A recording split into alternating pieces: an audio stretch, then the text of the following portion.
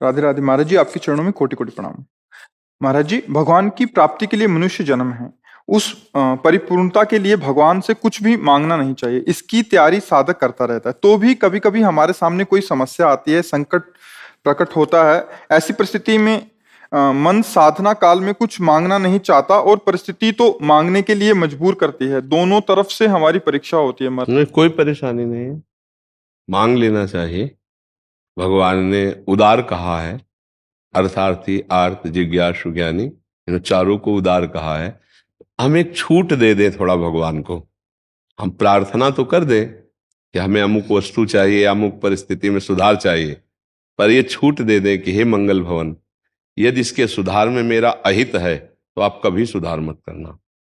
अगर इसके सुधार में आपसे प्रीति बढ़े तो जरूर सुधार कर दीजिए, और नाथ यदि इसके सुधार में मेरी आपसे प्रीति टूट जाए तो आप कभी मत करना।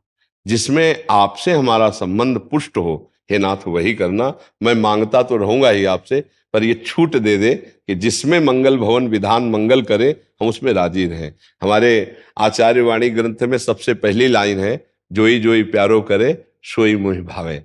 हम जब भगवान के भक्त हैं तो हमारे सामने कोई भी ऐसी परिस्थिति नहीं आएगी जो भगवान से पास ना हो, और जो भगवान से पास होके आएगी वो भले दुखद है, लेकिन सच्ची मानिए उसमें बहुत कृपा छुपी हुई है, उसमें बड़ा मंगल विधान छुपा हुआ है, उसमें महासुख छुपा हुआ है। हम अज्ञान के कारण नहीं जान पाते। कभी कभी हम दुखद वस्तुओं को सुखद मान लेते हैं, कभी कभी हम दुख को सुख मान लेते हैं, और कभी कभी आनंद प्रदान करने वाले मार्ग को हम दुखद मान लेते हैं।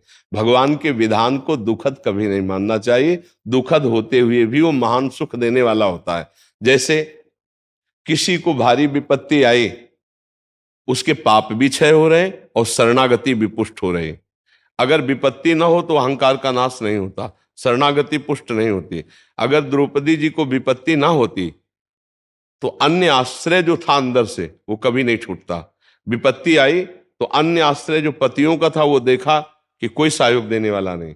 जो भीष्म आदि के प्रति था वो भी छूटा, अपनी भुजाओं का बल का आश्रय छूटा, दांत से पकड़ लिया, फिर उस आश्रय को भी छोड़कर जेव ही शरणागत हुई, हे गोविंद द्वारिका वासिन। तो भगवान का यही वस्त्रावतार हो गया, भगवान वस्त्र रूप में प्रकट हो गए।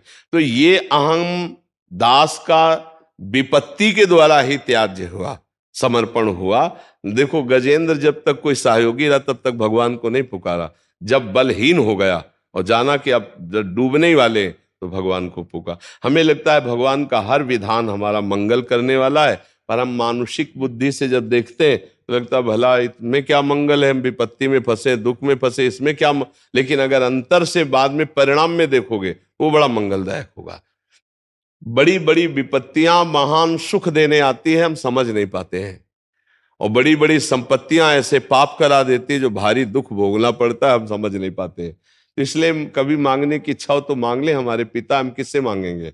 उन्हीं से मांगेंगे, पर छूट दे दे, हठ ना करे। इतनी मांग में छूट रखनी चाहिए। आप समझ पा रहे? इस पे कोई संशय?